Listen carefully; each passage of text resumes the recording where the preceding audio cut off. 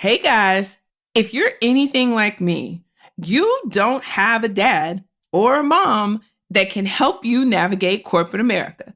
You're just out here thugging it out, trying to make it, trying to get promoted, trying to get the new opportunity, all that stuff. Whew.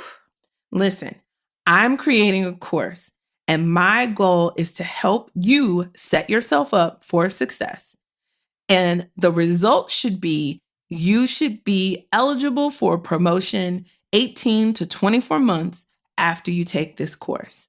I'm so excited. I'm putting my heart and soul into this. Now, I just need to know, is this something you're really interested in?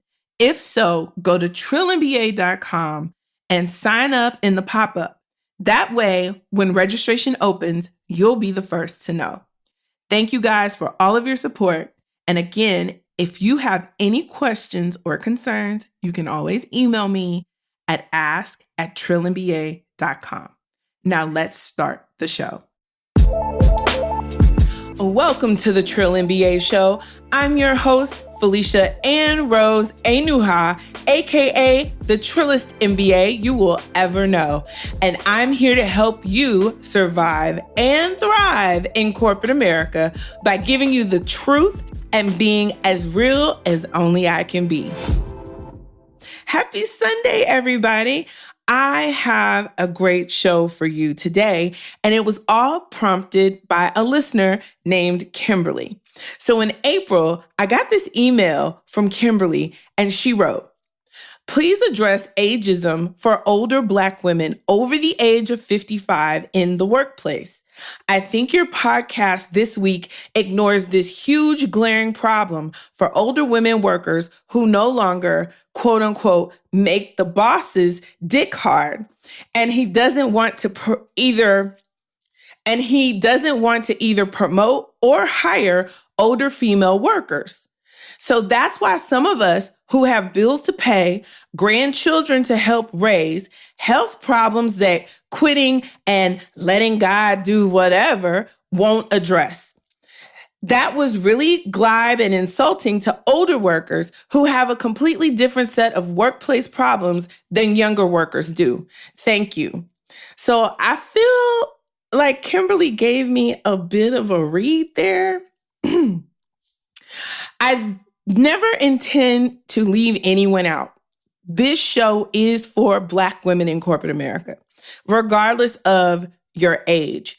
However, I want to make clear to everyone, this show, the core audience, is people aged 25 to about 40, and I'm 41.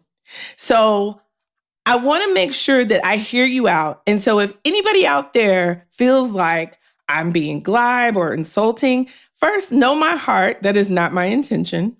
And second, email me, because guess what I'm going to do? I'm going to talk about it.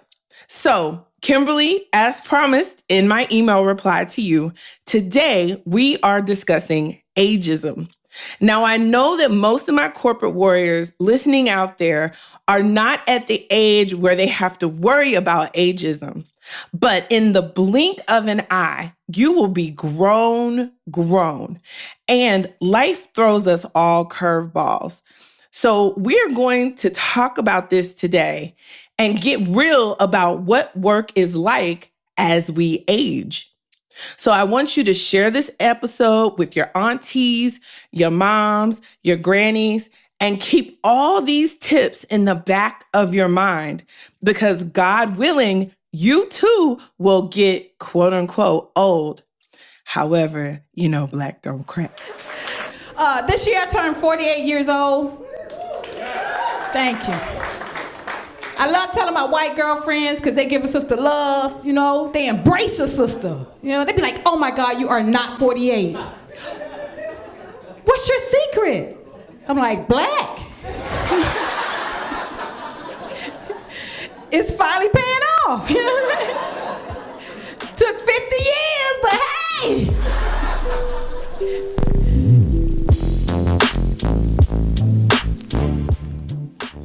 Today, I have a very special guest joining us for this conversation, Miss Adrienne.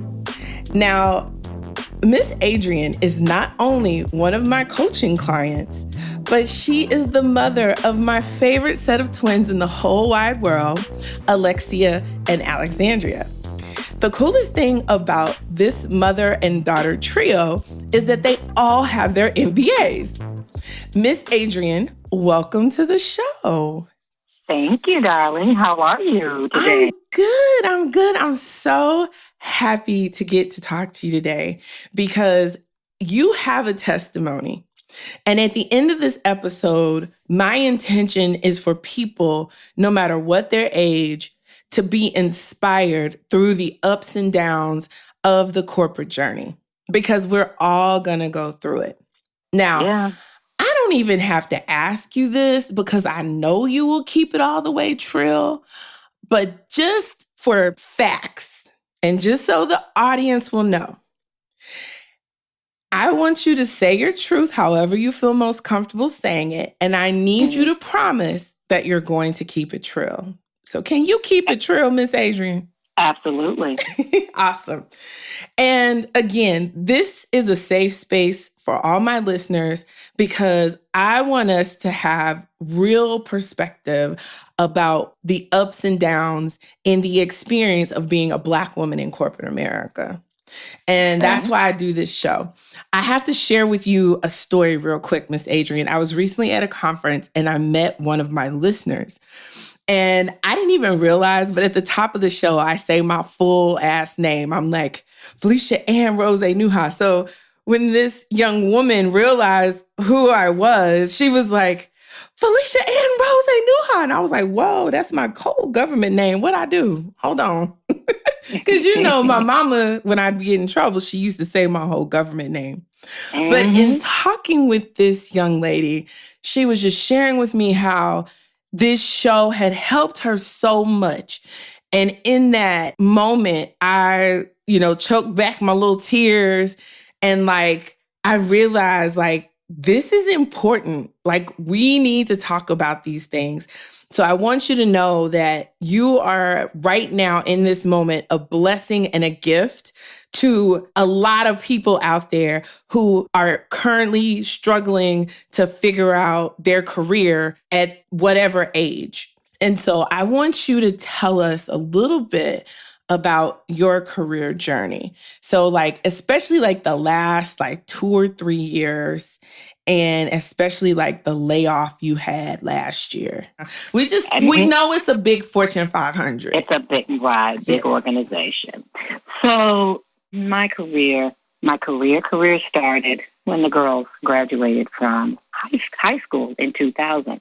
I decided that I would leave my management job and look to another company where not my current husband, my past husband worked. He kept telling me, come on, babe, you should come to this company. It's a great company to work for, great benefits, make good money, blah, blah, blah. Union, yeah.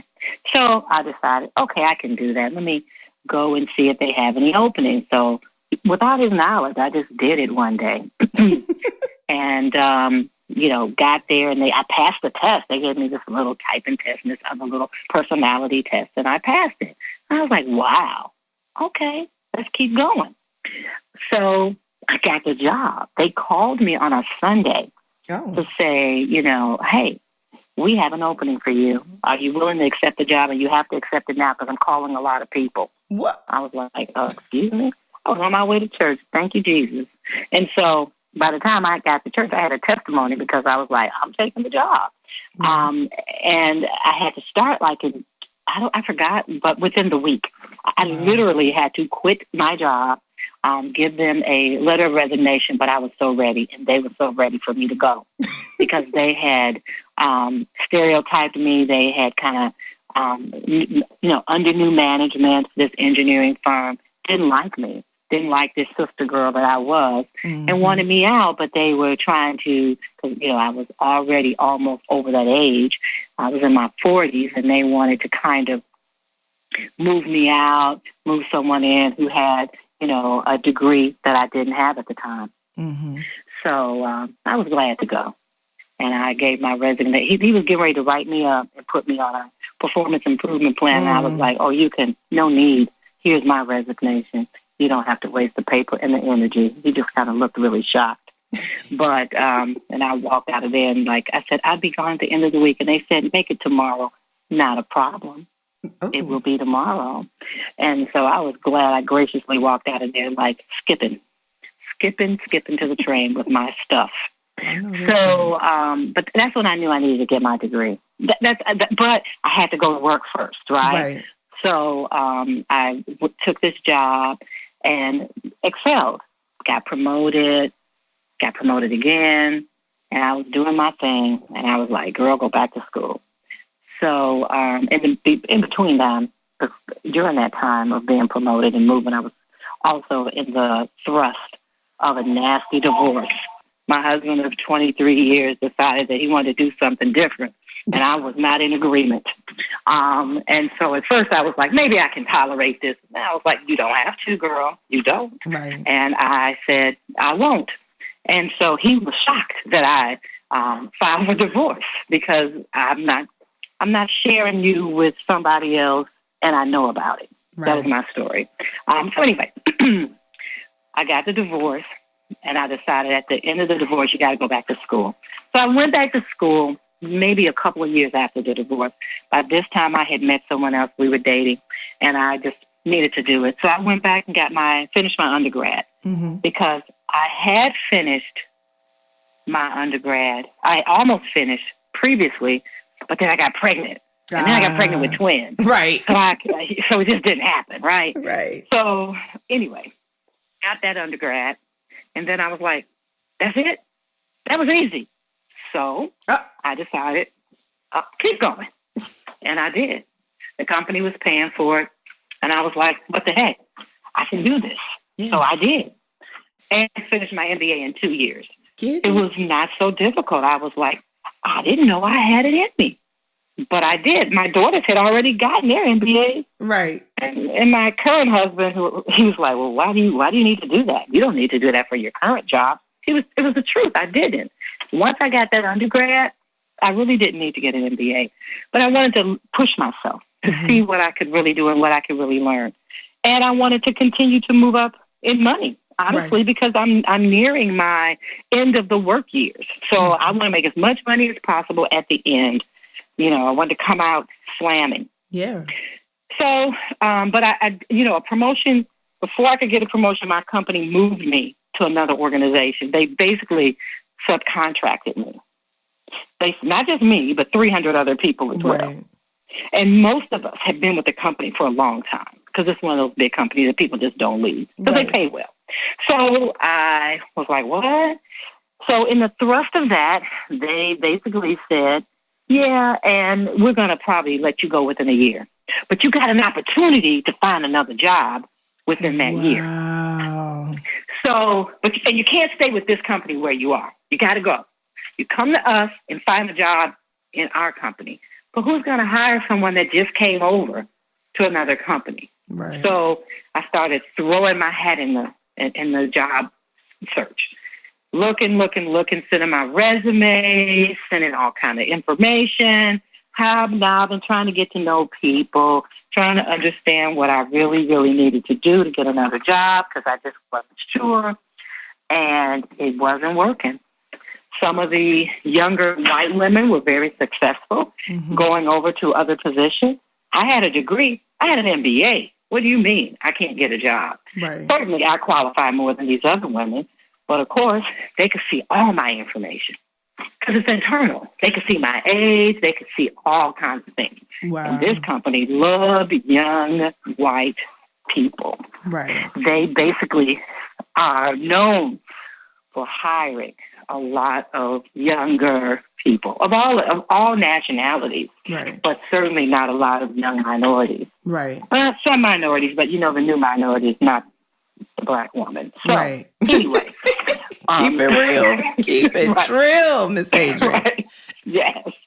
So I kept going and kept looking, and it was time was running out. They had started laying off people. So I was like, oh, my God, let me keep looking. So I got panicky. I could also go back to the other company. Finally, they had taken us off the list.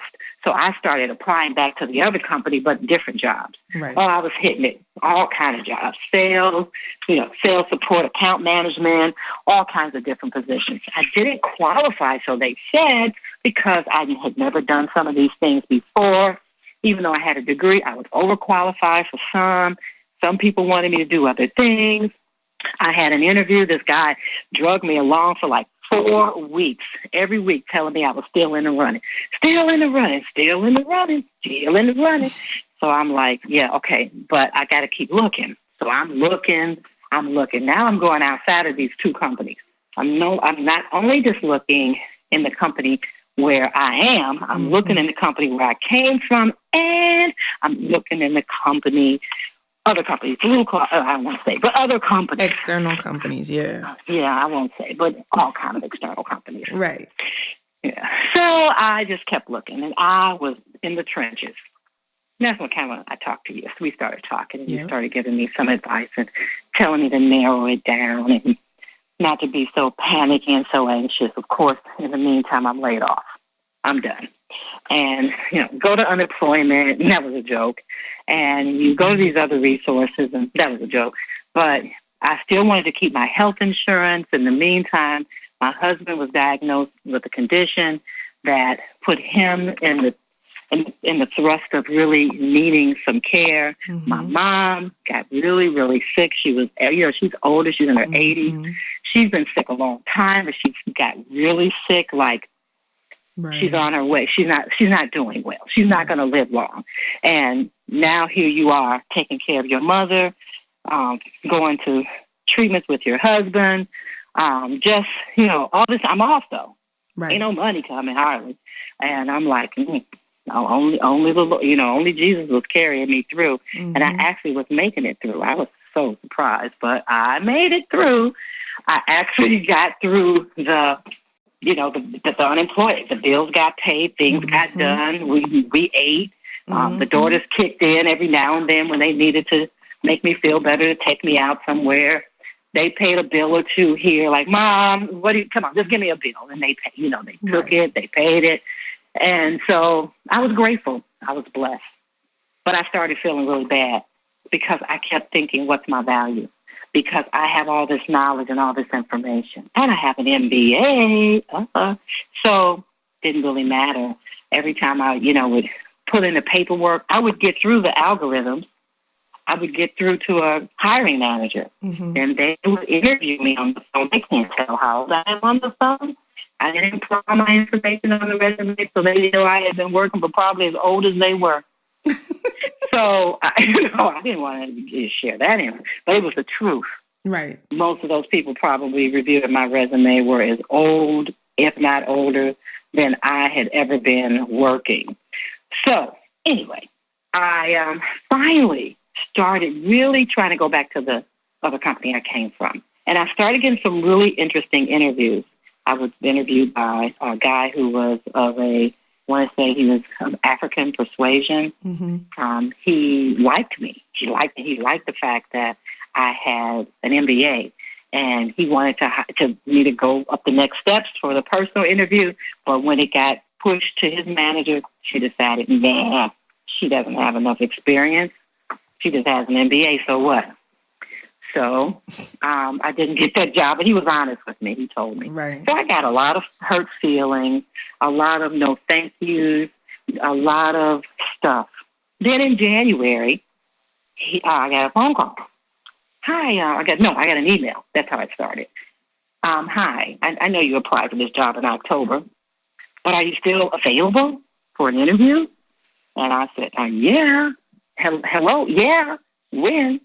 And he was like, can we talk tomorrow? And yes, what time?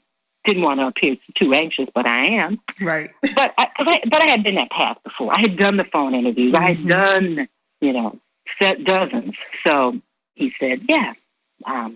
We talked. Good conversation. Lasted about more than 30 minutes. I thought it would last only 30, but it went until like 40 minutes. And so good conversation. And then he said, I'll let you know tomorrow or Monday if I can do a face-to-face because I'd like to know more about your experience in sales. And I was like, sure, no problem. I am more than ready to face this interview. So he called me back and he said, hi, I'd like to do a face-to-face with you. And I'm busy this week, but can you come in Thursday? And I was like, oh, yeah, sure. Absolutely, I can. And so I was thinking to myself, oh, Lord, I know this guy's younger than me. He's white, I can tell. What am I going to do? How am I going to wear my hair? Because I have very natural hair, very natural. It's a twist out, so it's kind of a curly afro. It's blonde. It's not super short, but it's short. And I'm thinking, Lord, what is he going to think when he sees this real full sister girl walk in the building? Right. Because I'm tall, I walk with distinction, and I know it. My mama told me to long ago, and I never forgot. So I had my hesitancy about that, but I'm going to be professional, and I'm going to be corporate, and I'm going to walk into this interview, and I'm going to do whatever it takes. So I know all the questions because I've been asked them several times before, so I knew the answers, right or wrong or indifferent. So I'm very well practiced with interviewing. So, okay, let's do this face-to-face. I don't know, straight blue dress, a gray jacket. I don't think I had on stockings. I don't remember. I think I did. It's cold outside. And some just regular pumps.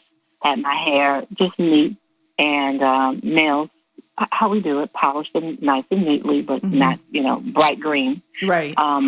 So I get to the interview and he, because I'm familiar with this company, I went in knowing people. So I was at a friend's desk asking her to tell me how I looked.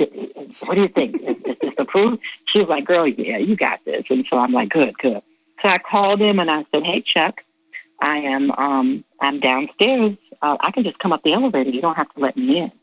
He was like, oh, I see I have some friends that are still here, and I stopped by to say hello. He said, oh, sure, just meet me on the 14th floor. I'll be by the elevator. I'd already looked this guy up, so I know what he looked like. I had looked him up and found him in LinkedIn. So I get to the elevator, go up, and there he is, standing by the elevator. Shook his hand. How you doing, Adrienne? Nice to meet you. Let's go in this conference room. We go in a conference room, and he just wanted me to talk about myself, tell me what I had done, tell me my experience. He didn't ask me why did I want the job. I was surprised. He didn't ask me that, but he did just ask me about my past experiences. He gave me some of those, typical questions, if this, then that, what would you do kind of things. And what are the three things that you would say are very good about you? And what are the three things that that you feel are not the best about you? Blah, blah, blah. So I went to that. Okay. And then finally, this man wanted to have a casual conversation. He just started talking. Before I knew it, I just knew not to say too much about the age of my children. So this is where I stand now. I don't talk about the age of my children, but I have children. I have adult children, and they're in their 30s. That's the way I say it. I don't say that they're 36, about to be 37. Right. I don't want them to start doing the math. Right. So they just know that I am they probably think I'm over 55 because, black don't crack, so I don't look my true age. Not. Yes. And so, so I am cautious in the workplace about talking about the age of my children. They know I don't have any grandchildren, so I assume that means maybe my children are in the earlier 30s. They just haven't had kids yet. Whatever. I just kind of, bumble around and talk about that very little. I don't talk too much about my history. I never tell them the year I graduated from high school, even though I'm very active in my high school alum, believe it or not. I don't talk much about college. I don't talk about my MBA, but they know I have one. Right. So I just try to keep the conversation. Let's just keep it very casual, very focused on the job. So I got the job. I interviewed on Thursday. He called me on a Saturday to offer me the job. And it was paying more than I've ever made in my life, plus bonuses.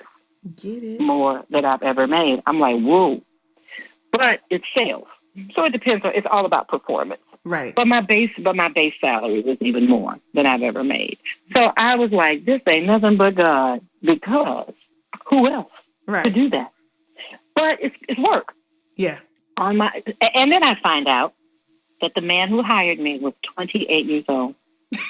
Younger than your kids. Younger than my own children.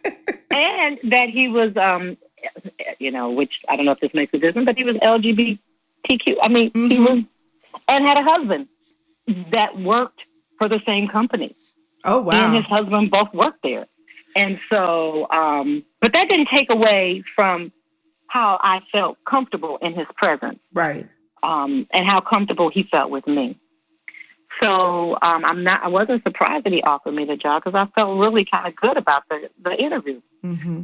But it was, but he called me 2 or 3 weeks later to say he was leaving the company to go to another company. And I was like, oh. Ooh. He said, don't worry about your position, though. You're still coming to us. Right. But I couldn't come to them for 45 days. Oh. So I got hired. Yeah, I got hired sometime end of January. Start date was March 1st. Mm-hmm. Okay. So let's look back. Something I want people to learn from your story is for some months, it felt like you were banging your head up against the wall. Absolutely. I was for like 4 of them. My last day was like September 20th. Mm-hmm. So I had started looking a little bit in July because I didn't think it was going to be that difficult. It, in my own mind, I just didn't think it because I'm a positive thinker and I'm thinking to myself, I'm employable. I have this degree. I can get a job. I know I'm going to get a job. That's the right thinking. I don't want people to think that's not the right thinking. What I think people don't realize is that no matter your age, when you have higher level degrees and when you have more experience, it's going to take you a little longer to find the right role because now you're looking at more senior level roles and there's less of them. Yeah. So it's different if you're right out of undergrad. Well, yeah, because everybody's hiring, somebody who has maybe a year experience or some internships under their belt, and I can mold you and all this stuff. But now you're looking at roles that are specifically looking for your unique skill set, what you bring to the table.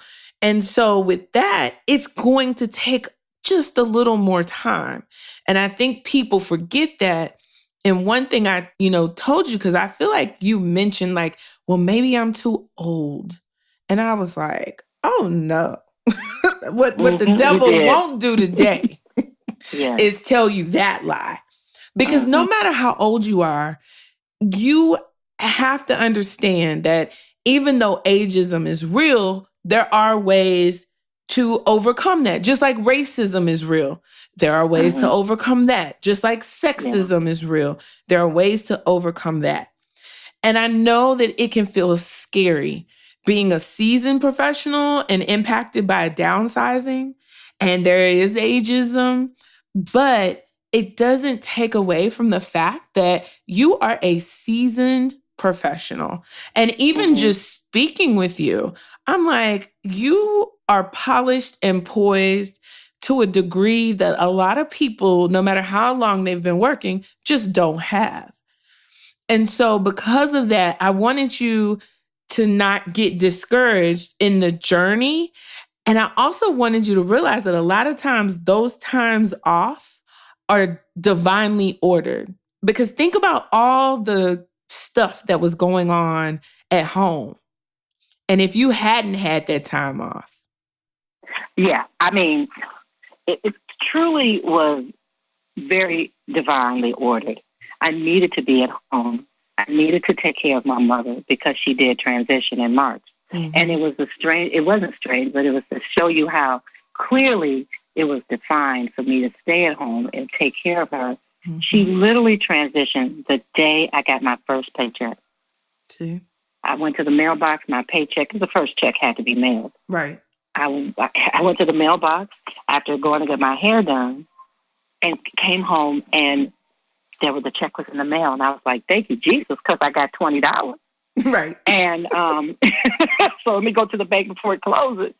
And I got to the bank before it closed, cashed my you can't cash no check. I had to deposit it. But I got some cash back, and I felt a little good because I had like my first $200 free dollars. Like, I didn't have anything to do with the $200. It was like, these my $200. Right. And all mine to do what I want to do with it. And the rest, was, directly deposited, was going into the bank until Monday or Tuesday when they update the system. And I said, look, okay, let me go see Mom. And when I got there, she had literally transitioned minutes before I got there. Oh. So, and I was talking to her, I walked in talking to her like she was, still there. But that's, don't want to be sad about that. I'm just saying, literally, I think she transitioned when the lady put her stamp on that check and it went to the bank. Because it took me about 15 minutes to get to her from there. Right. And then the nurse said that she had just, transitioned. So, and I think it's one of those things where it's like, my baby's going to be all right. She's going to be all right. Mm-hmm. She got her first paycheck, and so she's good. I can move now.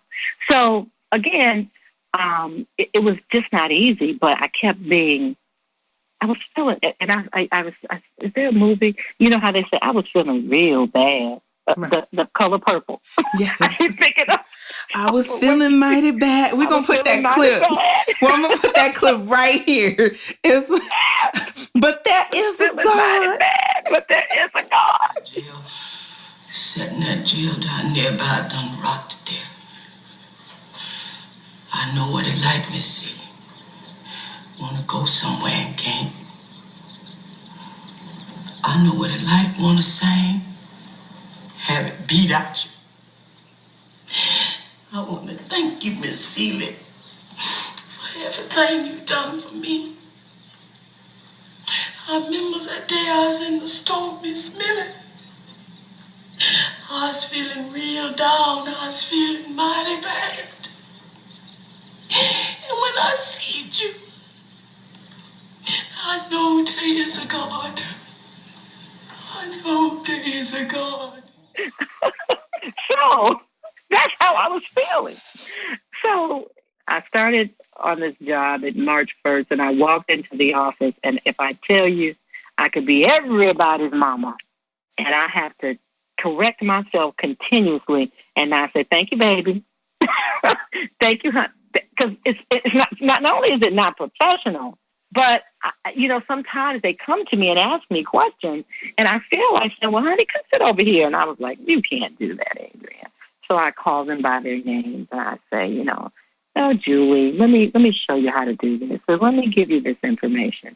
And they are constantly, not constantly, but oftentimes I go to them and I ask for technical help because they are much more savvy than I am technically on some things. I was trying to upload a video clip yesterday, and it was too big to go from phone to phone. So I was like, well, how do I upload it? How do I? He said, well, sync it with your laptop. Right. I was like, duh. I'm trying to get it to my laptop. But I kind of, said, duh, Adrienne. Yeah, that's what you do. And of course it downloaded. But it wouldn't. Right. It was so funny. I kind of chuckled at myself. But I was going back to this story. Let's go back. I told you this guy who hired me left, right? And he said, you still have a job, not to worry. And the funny thing is, the director hired somebody just like him. Another 28-year-old white male, but this time he wasn't gay. He also married someone in the company, but it was a female. Right. So I had this new boss. He tells me all the time, you're so green. He said, but I love it. He said, because I think that he probably thinks he can really help me. Right. Because I have no pre-existing thoughts about this job. Because I'm literally just doing what I've been told to do and kind of following patterns and doing what I instinctively do when it comes to sales, which is take care of the customer, which is what I do well. And I know that. And so, in between that, you're trying to sell the customer things, items, etc. And it's not that difficult. So, we work pretty well together. He's not on my back. I see him on other people's backs. I really do see him on them. And I'm like, why is he on me like that? And then in the back of my mind, I'm thinking, is it because of my age? that he's not on me because he feels some kind of way? Or is it that he doesn't need to be because I'm doing what he asked me to do? It's the latter. It's definitely the latter, because this isn't your first rodeo. Right. And there's a lot of transferable knowledge and transferable skills that you hold, especially because this is an organization that you're familiar with. And so I don't have to hold your hand or I don't have to micromanage you. Whereas even though some of those younger workers may be more tech savvy, they're not more corporate savvy. Yeah. So guess what's more important?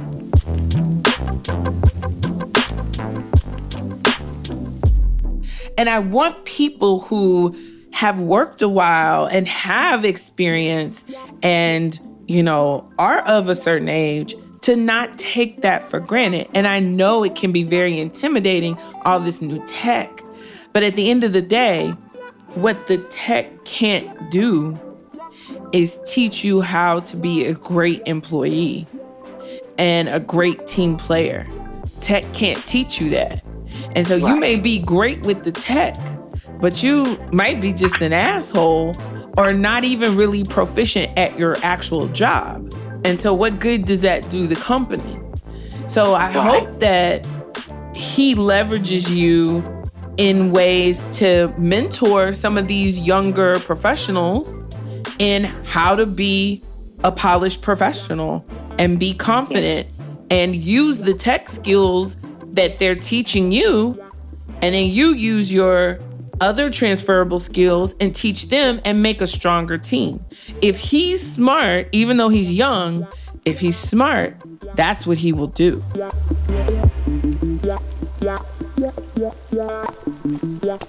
Yeah.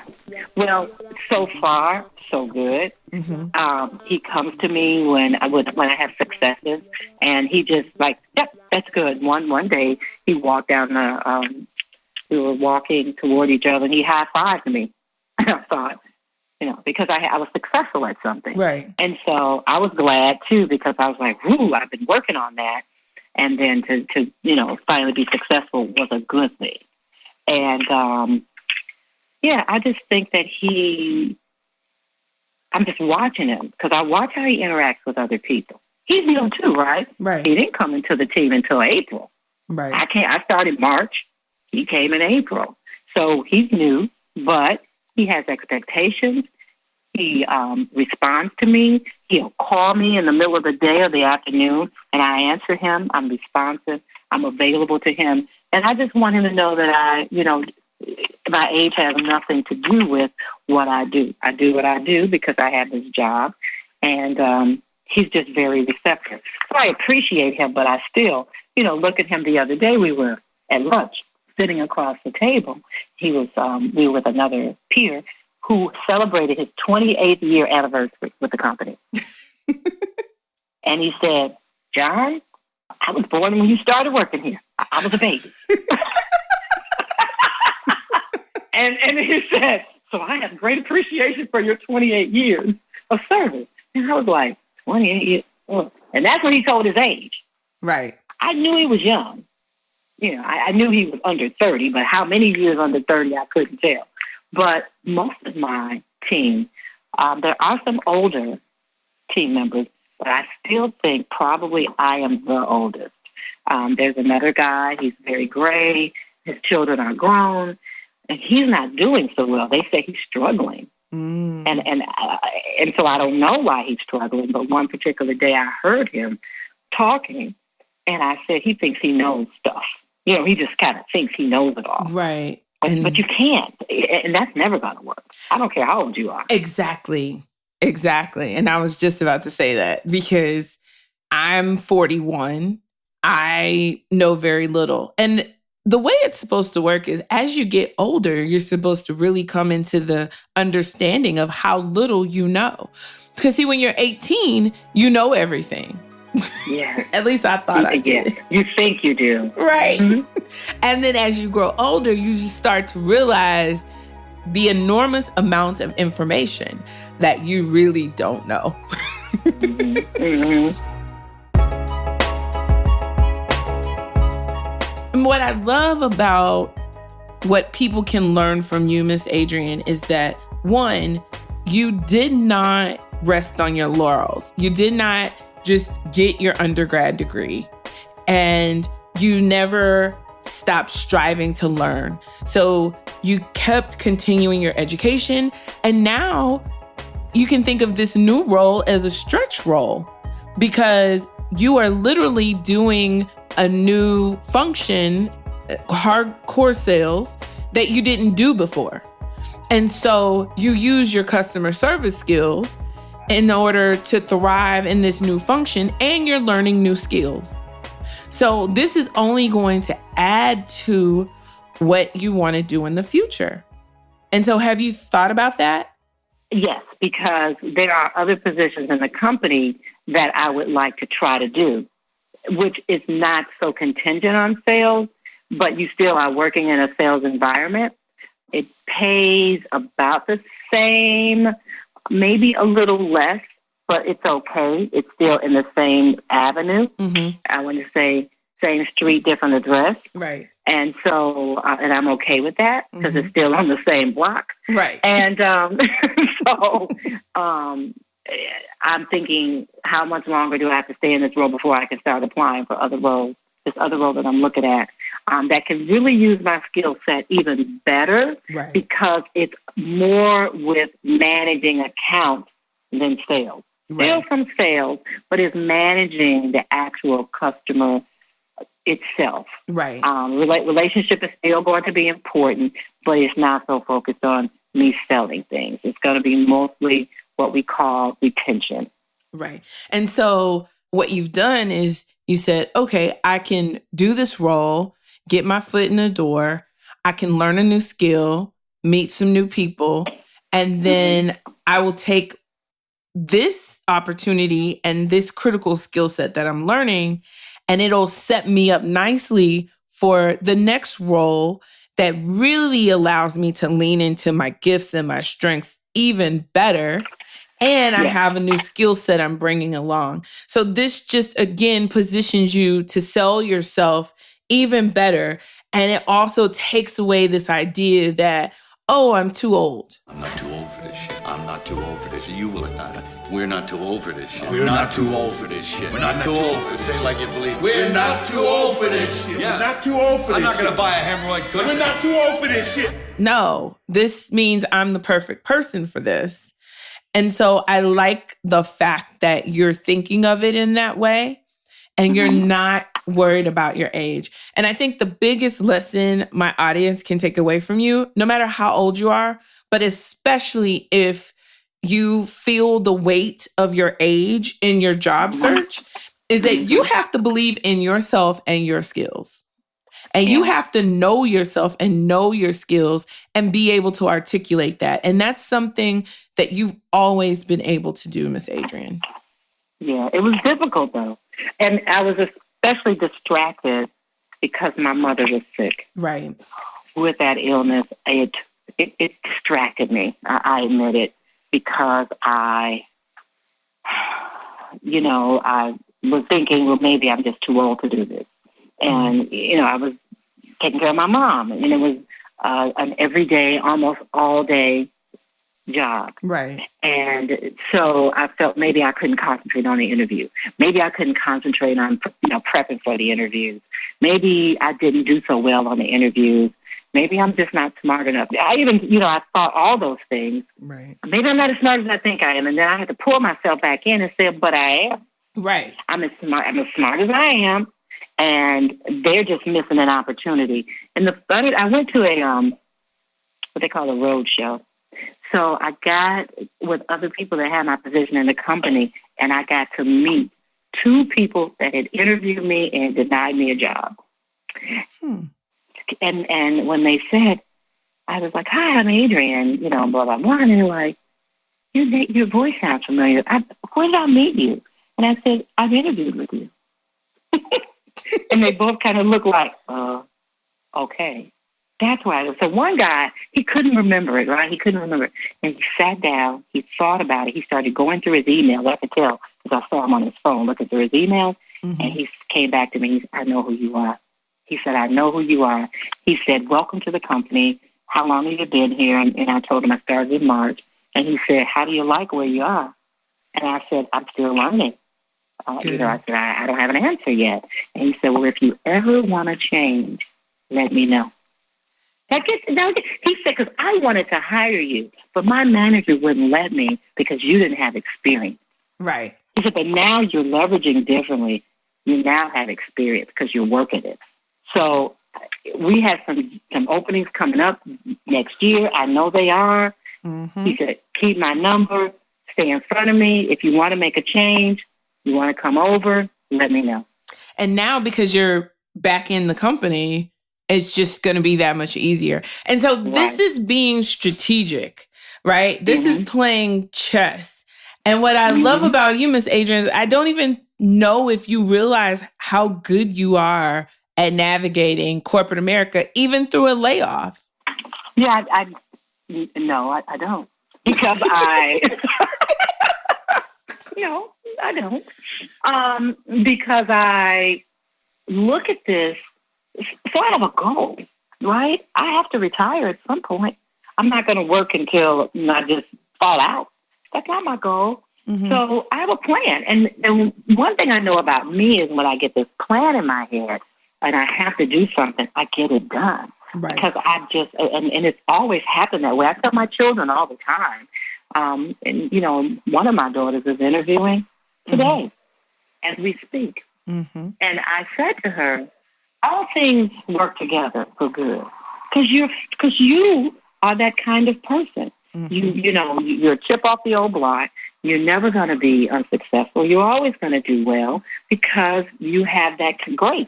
You've always, even through grammar school, even when they were, picking colleges, they went to the college they wanted to go to. Mm-hmm. Who has choices like that? Everybody doesn't have that choice. Right. My children have always had choices. So I just believe that walking and talking and believing and listening to people, watching people, because I'm observing how this stuff works.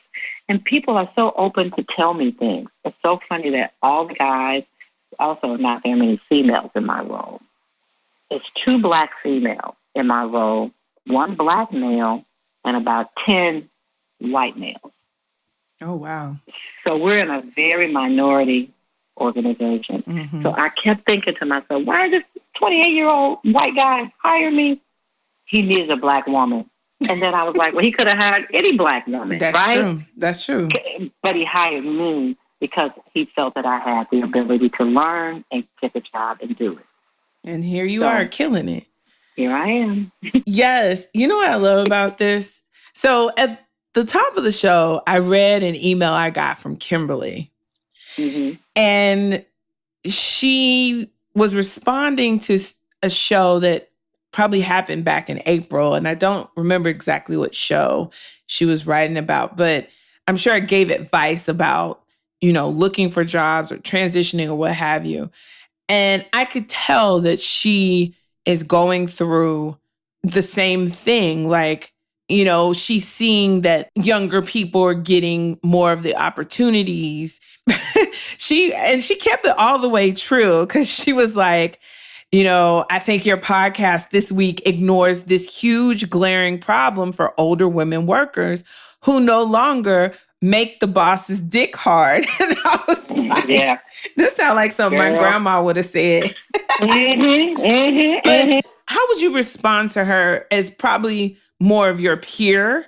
What advice would you give Kimberly as she's working on her next opportunity? So, Kimberly, you don't want to make the boss's dick hard.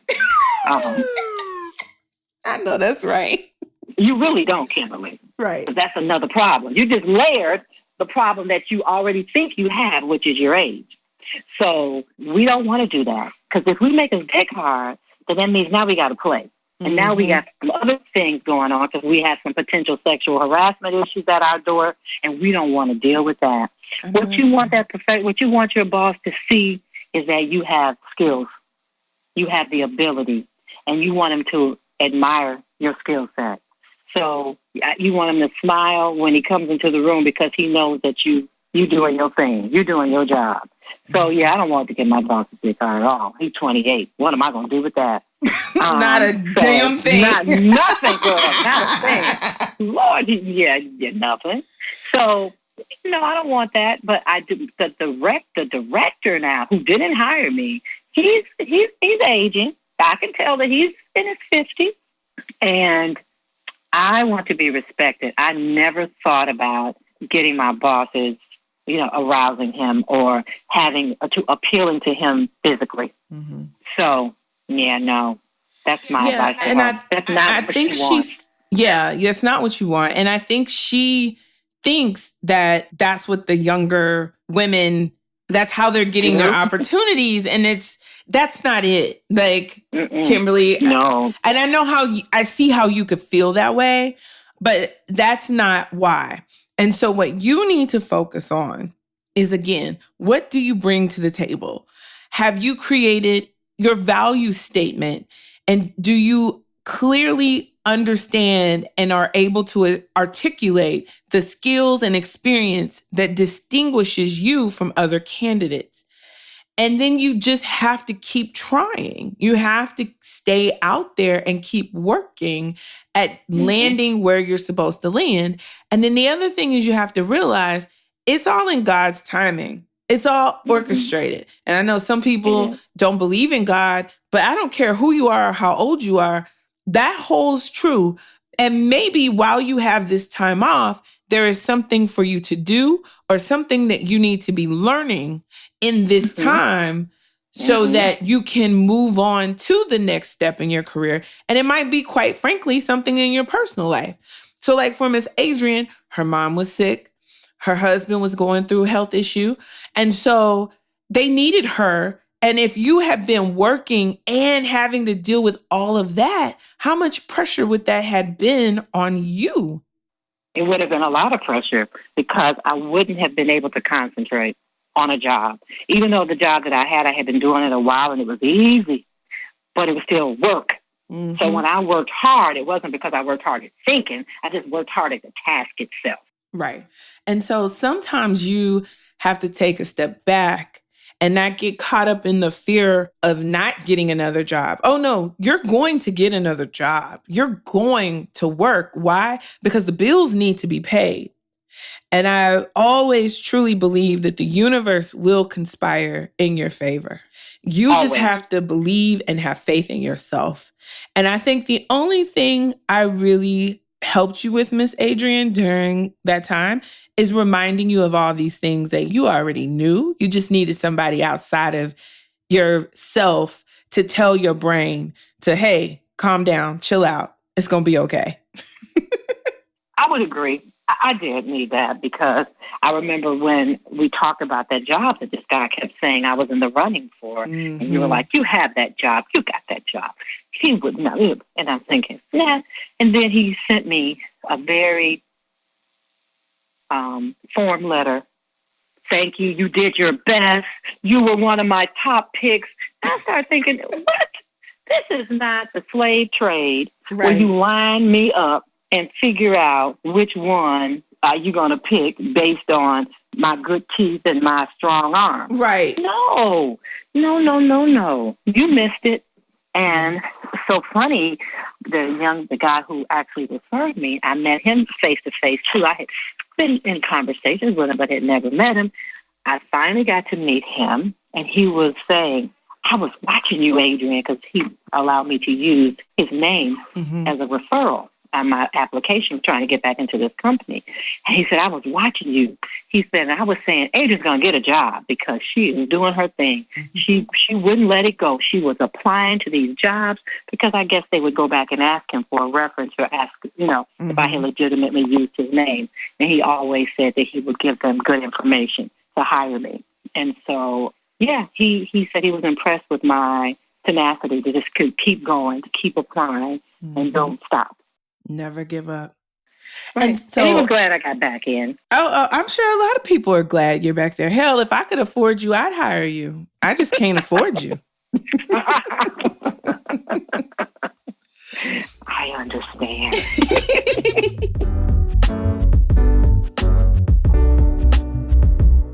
Here's the the deal I want everybody to understand.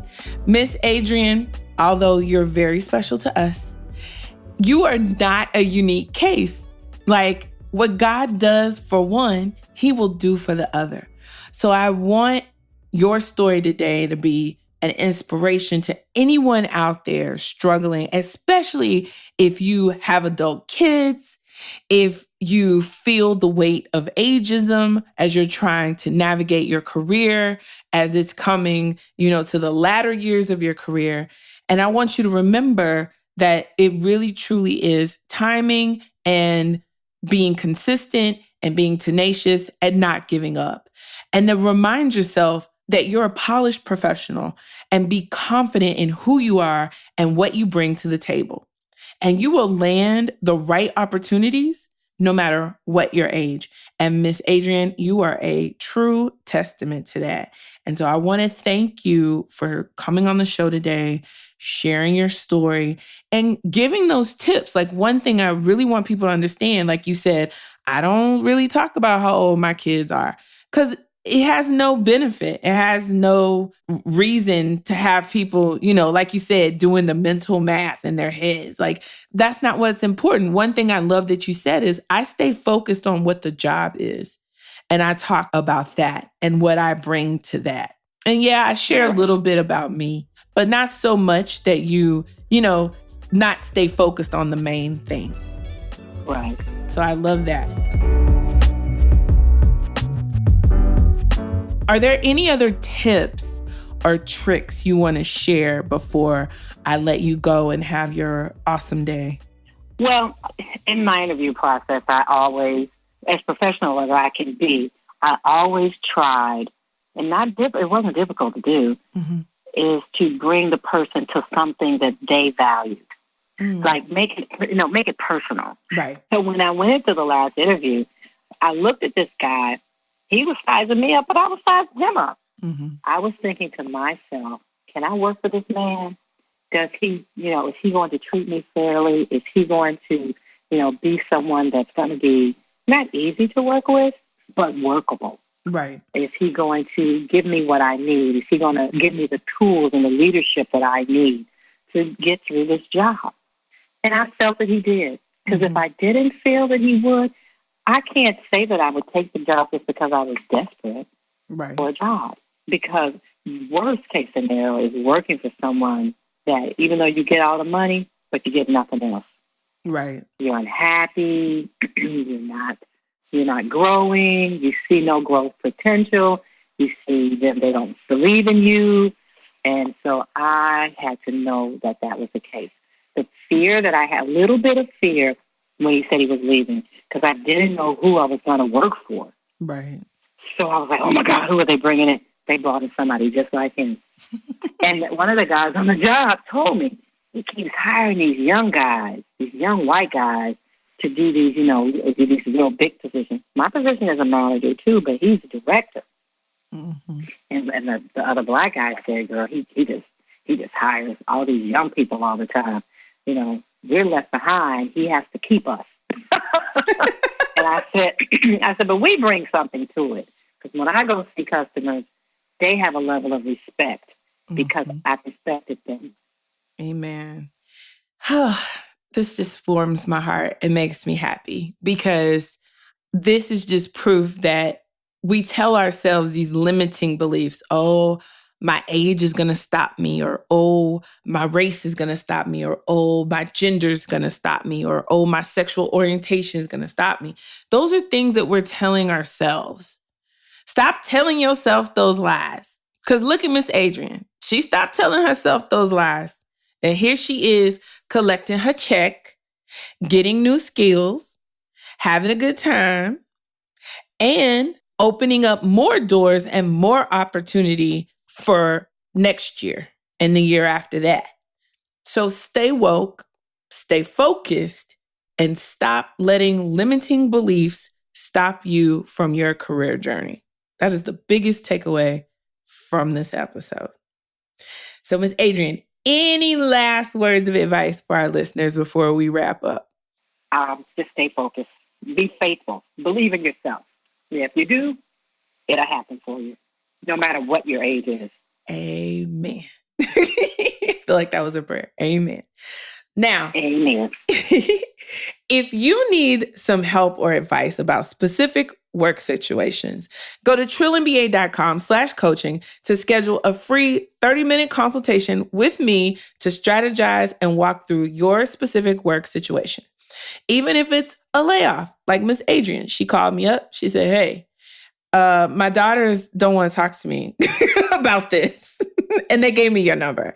And of course, I'm able and happy to be able to help. In addition, you can always email me at ask@trillandba.com.